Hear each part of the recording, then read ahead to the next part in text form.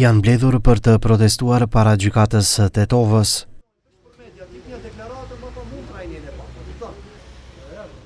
Këta familjarë dhe bashkëfshatare konsiderojnë të padrejt vendimin për paraburgim ndaj Besian Nuhijes, për të cilin thonë se është me prapambetje mendore dhe për këtë ka edhe raport mjekësor. Unë sinon duhet gjallit e mliri. Jo, një njerë që është pa faj, ta mban në burg. Ajri ulicave, katundari jonë që e ka rev gjalli, për kotë në sikotit, plus i ka vu shërë tronë, për ta mbrojt vetin e vetë, aja ka vu gjallit akuzën e ronë, ka vu. Fëmija jem nuk ka konë asi fëmi që jonë donus, të vjedhin, bëjnë probleme. Gjalli jem e ka diagnozën pi i vogël është, me diagnozën është. A din shkrim lezim? Nuk di as shkrim as lezim. A din ka koncentrim këtë folen?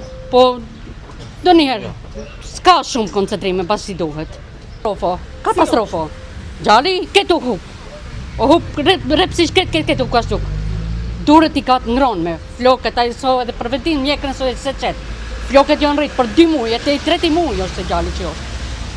Fare drejtë këtu, fare shteti jemi në këtu. Tiza i ka shku e kam po në prit fort.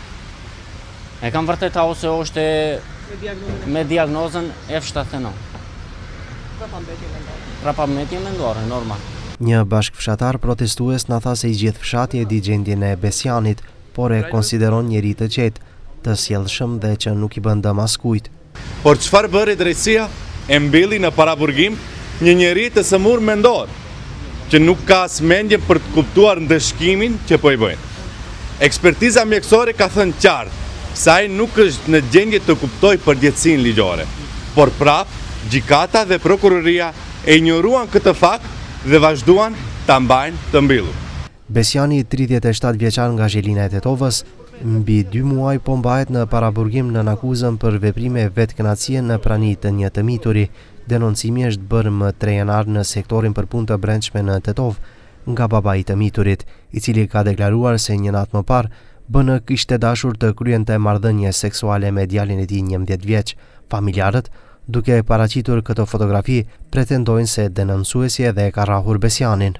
Për rastin, televizioni 21 pyeti edhe në gjykatën e Tetovës nëse kam pasur parasysh diagnozën dhe cili gjykatës ka shqiptuar vendimin, por përgjigje nuk morëm.